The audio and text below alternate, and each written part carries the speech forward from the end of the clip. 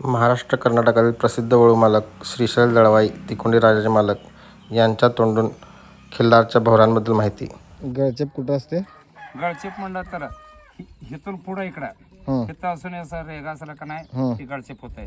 इथं चाचेला असला का नाही ती धैर्यसुळी म्हणते. धैर्यसुळी. हा एवढं धरून एवढं पर्यंत ही गळात असला का नाही ती गळचेप म्हणायची. ओके. हा म्हणजे इथं असेल तसं इथं हा इथं असलं लागलं की लागलं. इथं छाचेलाच ही चाची सोडून इकडे पुढं ती गळाला आला का नाही ती गळचेप म्हणायची. इथं चाचेला असला का नाही ती धैर्यसुळी.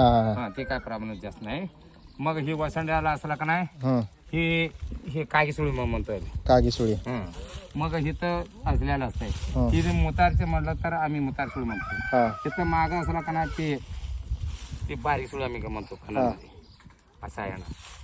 आणि समोर तुला हे हा इथं पुढं आहे का नाही इथं खाली वर असला का नाही ती गाडगच सुळे आम्ही असं म्हणतोय. इकडे ह्या दोन्ही बाजूला इथंच असलं तर ही बाशिंग भोवरा. ताशिंग बोरा आम्ही म्हणतो. आणि आता समजा खोंड आहे त्याला फक्त तो वरचा भोवरा खालती असला आणि एकच भोवरा असेल तर ही बोरा हिथं असलं तर काय होत नाही. ही दोन्ही मध्ये असलं का नाही ही जरा लागतंय काय? हा ही डोळ्यात वर असलं का नाही ते काय प्रश्न नाही. ओके. हा ही डोळ्यात मध्ये आलं का नाही ती जरा प्रॉब्लेम असतंय. मग ही एकाच हिथं एक नाही ही जरा खाली असलं तर चालत नाही. तिथं लई खाली असलं का डोळ्यामध्ये म्हणलं तर जरा काय होत नाही तरी बी ना जरा हे होत आहे ना असं आहे.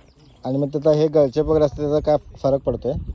गळची पगा एक सगळं चालतंय पैशासाठी हो सगळं काम. हा असं आहे.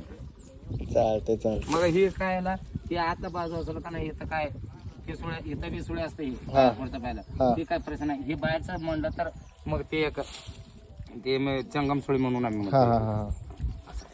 ओके. धन्यवाद.